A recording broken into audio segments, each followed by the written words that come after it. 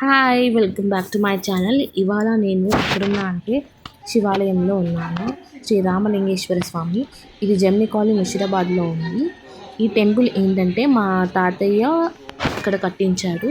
So, ఇక్కడ స్పెషల్‌గా every year ఈ కార్యక్రమాన్ని చేస్తామన్నమాట. ఏంటంటే శివపార్వతుల కళ్యాణం.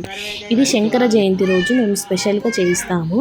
ఇది మా తాతయ్య 40 ఇయర్స్ బ్యాక్ స్టార్ట్ చేశాడు. మా తాతయ్య నుంచి ఇప్పుడు మా పెదనాన్న, నాన్న, మా మేనత్త కలిసి చేస్తారు కళ్యాణం.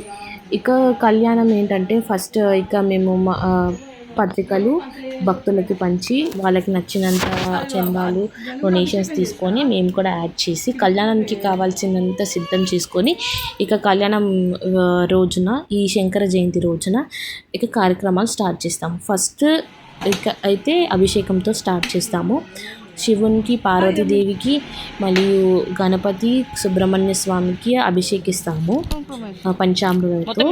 పాలు, పెరుగు, తేనె, చక్కెర, నెయ్యి అన్నిటితోటి మంచిగా అభిషేకించి అలానే కుంకుమ నీళ్ళు, పసుపు నీళ్ళు, గంధం నీళ్ళు అలా అన్నిటితోటి అభిషేకించి పట్టు వస్త్రాలు, ఆభరణాలు, వెండి ఆభరణాలు, బంగారం ఆభరణాలు అన్నీ వేస్తాము. అదే టైంకి పక్కన మనకి వంటలు కూడా సైమల్టేనియస్గా అవుతూనే ఉంటాయి. ఎందుకంటే ఈవినింగ్ కళ్యాణం కాబట్టి వచ్చిన ప్రతి ఒక్కరికి నైవేద్యం అమ్మవారికి, అయ్యవారికి ఎక్కించిన నైవేద్యాన్ని అదే ప్రసాదంగా అందరికీ భోజనాలు పెడతాము. సో ఇక్కడ చూడండి మనకు మంచిగా పాలు, పెరుగు, తేనె వాటితోటి అభిషేకిస్తున్నారు. సో అభిషేకించిన తర్వాత మనం ఎట్లయితే మనుషులు వాళ్ళ లైఫ్లో పెళ్ళి సమయంలో హల్దీ చేసుకుంటారో అదేవిధంగా అమ్మవారికి, అయ్యవారికి కూడా పసుపు పెడతాము. పసుపు నిండుగా పెట్టి మంగళారతులు ఇచ్చి మంగళ స్నానం చేయించి మంచిగా అలంకరిస్తాము.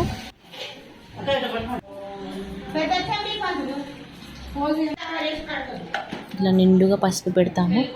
అమ్మవారికి, అయ్యవారికి పసుపు పెట్టినాక ఆ పసుపుని మేము కూడా మా మాంగళ్యానికి మాకు పెట్టుకుంటాము, మామలను కూడా కాపాడమని. ఆ తదనంతరం మొత్తం మంచిగా రెడీ చేస్తాము. గంధంతోటి, కుంకుమతోటి అన్నిటితోటి అభిషేకం చేస్తాము. అవి నిండుగా పెట్టిన తర్వాత అలా కొంచెం సేపు పెట్టి వదిలేస్తాము. మంత్రాలతోటి జపిస్తాము.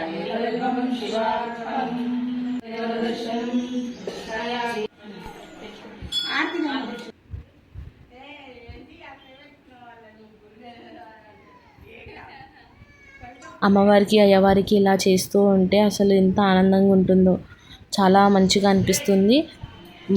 అలా పాల్గొంటున్నందుకు చాలా హ్యాపీగా ఫీల్ అవుతాం మనమందరం కూడా.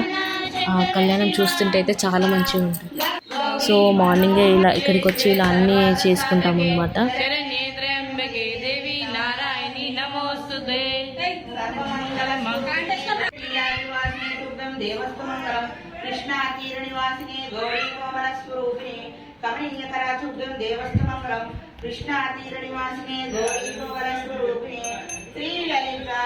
జ్యోతి సర్వకామదా Shivajyothi సర్వకామదా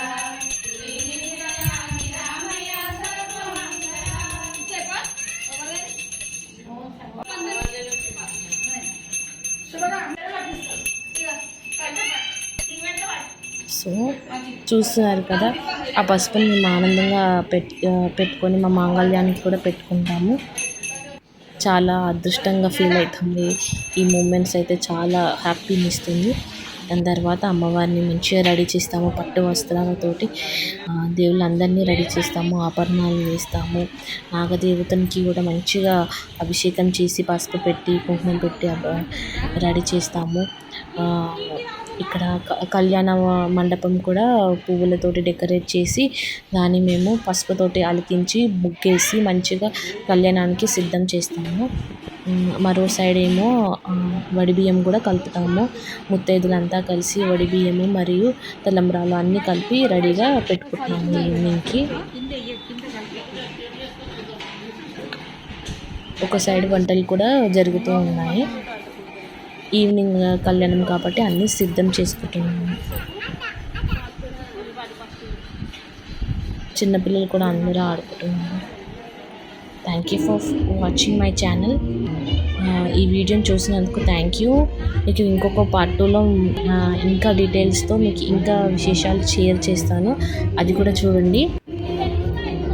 like, subscribe my channel. Thank you.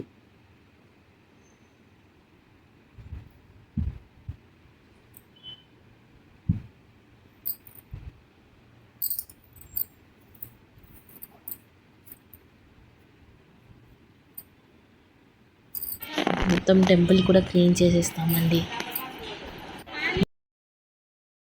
Please do share, like and subscribe. Bye bye.